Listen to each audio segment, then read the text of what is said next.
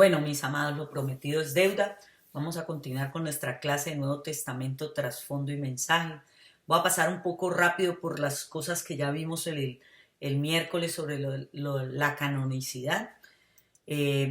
Hay bien tremendo que vimos que la determinación de la canonicidad, una de las cosas más importantes es que son libros inspirados, basados en la declarado por Pablo de que toda la escritura es inspirada por Dios. ¿Okay? Teniendo esto presente, podemos nosotros determinar también tres reglas importantes que se usaron para determinar que los libros eran canónicos. La primera es que apelaron a la concordancia de la regla de la fe. ¿Qué significaba esto? Que los libros seguían la creencia de la iglesia y toda la que la iglesia consideraba como aceptable y correcto.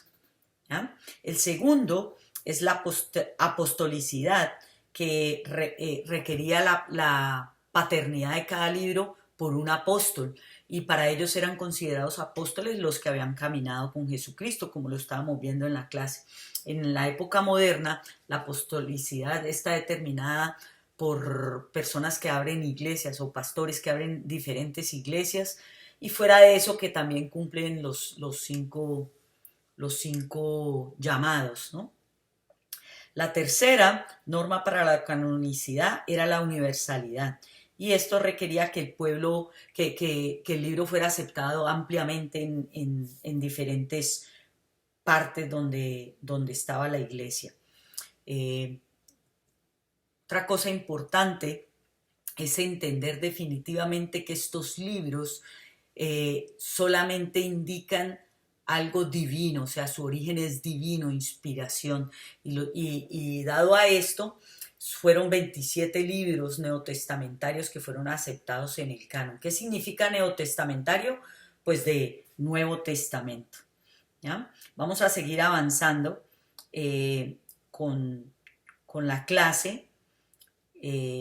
Sabemos que después de este proceso de canonización, es importante que sepamos cómo, o los materiales que se usaron para la escritura, en los materiales donde se escribió la Biblia.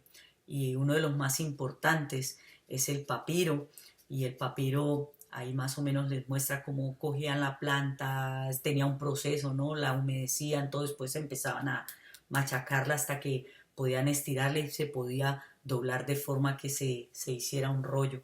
Y el papiro en los sitios húmedos se echaba a perder muy rápidamente, mientras que en los sitios secos como Palestina, Egipto, podían durar por siglos. Entonces fue un material ampliamente importante para eso. Pero también se usó el pergamino, que era generalmente los pergaminos se hacían del cuero de la cabra y de la oveja, y el otro era la vitela, que es su material, o sea, se usaba el cuero del becerro. Estos materiales también se podían envolver en rollos, por eso es que en la palabra habla de que abrieron el rollo, ¿no?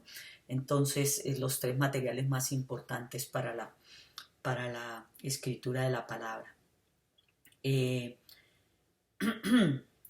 Hubo, después de todo esto, nos podemos acordar que hubo traducciones, cómo se tradujo la Biblia en diferentes idiomas, y los criterios que se seguían, pues básicamente eran los mismos. No voy a hablar mucho de las traducciones porque cuando la pastora Sonia hizo introducción a la Biblia, tocó este tema. Vamos a hablar de otro tema que es importante, y es los géneros literarios. Y el término género significa una categoría literaria que denota un estilo, ¿ya? O sea, el contenido general o el estilo general que se usaba para la escritura de la palabra. Los evangelios se consideran biografías de Jesús, ¿verdad?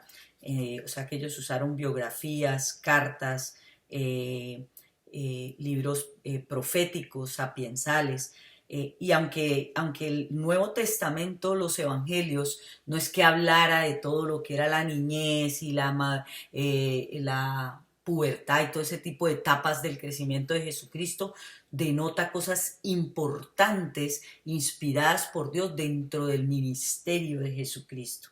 ¿Ya? Eso es importante tenerlo presente.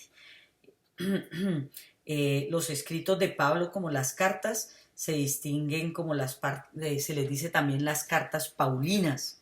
Y Romanos presenta argumentos teológicos, Primera de Corintios y segundo también responde a necesidades y preguntas entre el pueblo de Corinto. Hay otras también importantes, por ejemplo el libro de Hechos es un libro histórico y el libro de Apocalipsis pues es profético, ¿no? de los últimos tiempos. Esto es lo más importante, pero quiero aprovechar y dejarles una preguntita para que la tengan presente.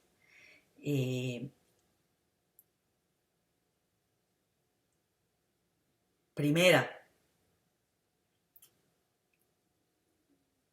¿por qué? Esto es para que ustedes lo investiguen y me lo dejen por el privado, no lo tienen que poner escrito. Ustedes por el privado me mandan la respuesta. ¿Cómo respondería al miembro de un grupo que afirma que el canon del Nuevo Testamento todavía está abierto? ¿Qué piensan ustedes de eso? Yo les hablé en la clase y quiero que ustedes me den la opinión, quiero saber ustedes qué piensan de eso. La otra es que las traducciones de la Biblia, ¿creen ustedes que también son inspiradas como los escritos originales? Contéstenme en sí o no y por qué. ¿Ok? Esas son las dos preguntas para que me manden por el privado.